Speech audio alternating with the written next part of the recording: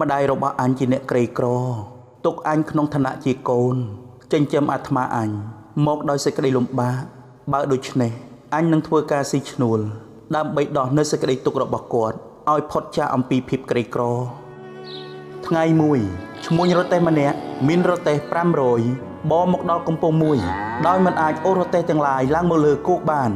ចំណែកគោទាំង500ដែលម្ចាស់យកមកទឹមតគ្នាក៏មិនអាចអូសរទេះនោះសូម្បីតែមួយឲ្យឡើងបានកូនឈ្មួញរទេះដែលជាអ្នកស្គាល់លក្ខណៈនៃគោក្រោយបានឃើញគោពោធិសត្វក៏ពិចារណាមើលថាក្នុងរវាងគោទាំងនេះគោនេះជាគោ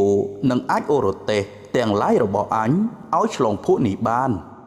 តើនរណាណោជាម្ចាស់របស់គោនេះកូនឈ្មួញនោះក៏បានសួរគេឯងដើម្បីស្វែងរកម្ចាស់គោនេះហើយសន្យាថាបើគោនេះអូសរទេះទាំងឡាយឆ្លងដល់លើគោបានខ្លួននឹងឲ្យថ្លៃឈ្នួលបន្ទាប់មកពួកក្រុមឈ្មួញទាំងនោះបាននាំគ្នាចាប់គោពោធិសត្វទឹមត្បិតម្ចាស់គោមិននៅទីនោះក្តីកូនរបស់ឈ្មួញក៏យកខ្សែចងច្រមុះគោព្រះពោធិសត្វហើយទាញទៅប៉ុន្តែមិនអាចទាញឲ្យគោពោធិសត្វកំរើកបានគោព្រះពោធិសត្វក៏គិតថាបើប្រាប់តម្លៃអញនឹងទៅកូនឈ្មួញរទេះនោះ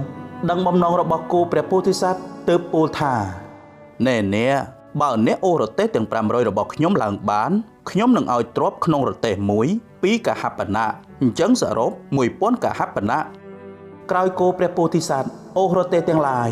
ឲ្យផុតពីភក់ឡើងលើគោបានឈ្មួញរទេះបានគិតក្នុងមួយរទេះតែ1កហបណៈនឹងបានយកទ្រព្យ500កហបណៈដាក់ជាកញ្ចប់ហើយចងទុកនៅត្រង់កគោព្រះពោធិសត្វចំណែកព្រះពោធិសត្វគិតថា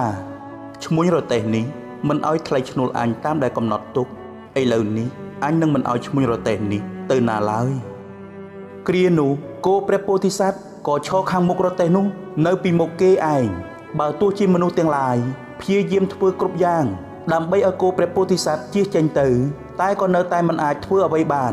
កូនឈ្មួញរទេះគិតថា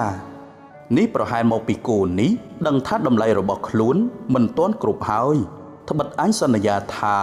នឹងឲ្យ2កហបណៈក្នុងរទេះមួយគិតហើយកូនឈ្មួញក៏យកទ្រព្យ1000កហបណៈចងត្រង់កគោព្រះពោធិសត្វហើយពោលថា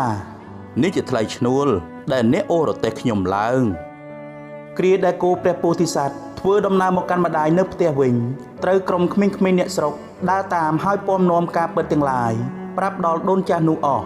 ក្រោយយល់សេចក្តីអស់ហើយម្ដាយក៏ពោលទៅពោធិសត្វដោយសេចក្តីអាណិតដូចនេះថាយើងត្រូវការចិញ្ចឹមជីវិតដោយថ្លៃឈ្នួលដែលកូនបានមកនេះឬព្រោះហេតុអ្វីទើបកូនសោយទុកបែបនេះក្នុងវេលាអស់ជីវិតដូនចាស់ក៏ទៅតាមយថាកម្មចំណែកពោធិសត្វក៏ដូចគ្នាការតបគុណចំពោះអ្នកមានគុណជាតួនាទីរបស់កូនទាំងឡាយកូនដែលដឹងគុណតែងតែបានការសន្តោសប្រណីក្តីស្រឡាញ់ពីឪពុកម្ដាយនិងមនុស្សជុំវិញ